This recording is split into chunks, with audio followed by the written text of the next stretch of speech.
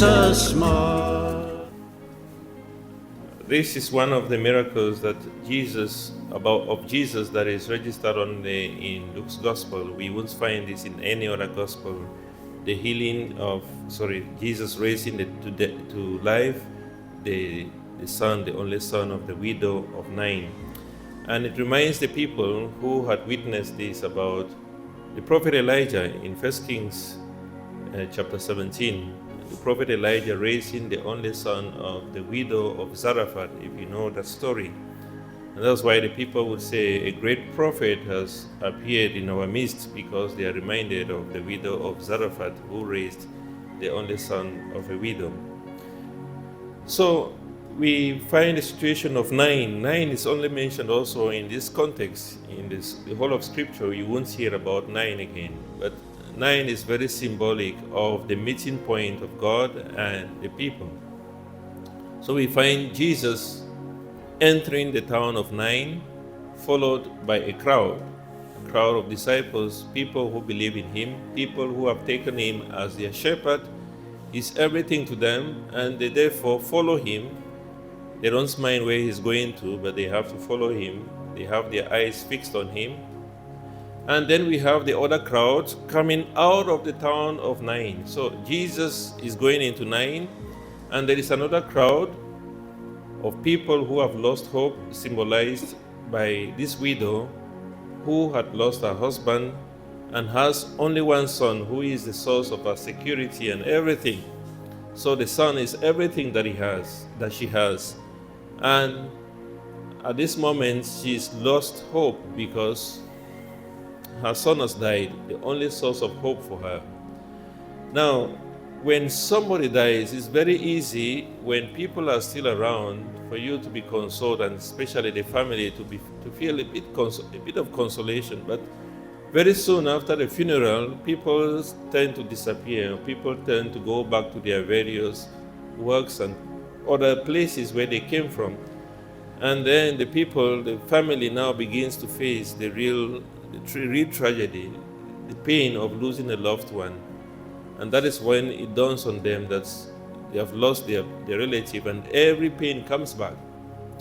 And therefore, this widow at the moment has a crowd, and it's going to be a temporal source of hope for her, because at this moment she's just lost her son. And then there's this whole crowd going out of the city accompanying her. It's a symbol also of the temporal things around us that can become a temporal source of hope. We feel that these things, we can hold on to them and they are going to give us strength, but they don't last for a long time, because of course after the funeral, people are going to disappear and the widow will be left by herself, and everything is going to be done on her. And that is why at this moment Jesus has to intervene, not only just to raise the son from the dead, but also to give this woman a renewed hope, and to grant her the opportunity to be able to follow, like the other disciples, him, to keep her eyes on him, Jesus, and not only on the people around her and the other things that are around her. It does not mean that the crowd that came with Jesus, that they didn't go through difficulties. It doesn't mean that they were not having difficulties in their lives or challenges.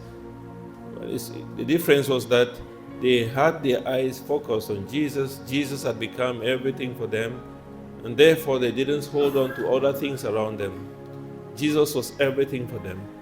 And therefore, we find this crowd of pain, of darkness, of lack of hope, of despair. They are coming out of the city, and at the gate of Nain, they meet the other crowd. Jesus, the source of hope, the source of strength, everything we ever need, meets them, and everything changes. So the meeting point of darkness and light, what do you expect would happen? Light, of course. If you turn off the lights in this room, then there will be darkness. But if the light is turned on, then of course darkness will go. Therefore, we find Jesus, the source of hope, and the lack of hope. They meet at the gate of Nain, and Jesus transforms everything. Jesus changes the situation from from despair to hope, to renewed faith, from sorrow to joy, from pain to joy again, if you want. And so, my dear friends, it is so important that we must realize that, we must go through difficulties in life. There are challenges that we face in life all the time. But we must realize also that there are things that offer us temporal hope. There are things that are going to offer us something like, this is a way out of it. But the truth is that it is only Christ Himself who is the way, the truth, and the life. It is only Him who is the way out of the situations in which we find ourselves. The pain that we find ourselves, it is only Jesus who can bring us out. If only we can have our eyes focused on Him at all times, not looking left and right, or saying, no, maybe this is going to help me. No, it is only Christ Himself. And if only we can focus on Him. His word tells us in Matthew's Gospel, chapter 11, verse 28, "Come to me, all you who labor and are overburdened, and I will give you rest." 1 Peter chapter 5, verse 7, "Cast all your burdens onto the Lord, for He cares for you." And if only we can trust in Him, He will become the source of hope, the source of strength, and He will grant us renewal, especially during our moments of pain. Kiss us, mother, kiss your children.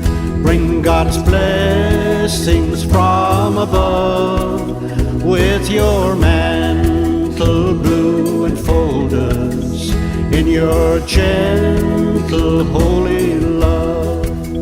See the darkness dissipating, hear the trumpet echoing, Satan's rage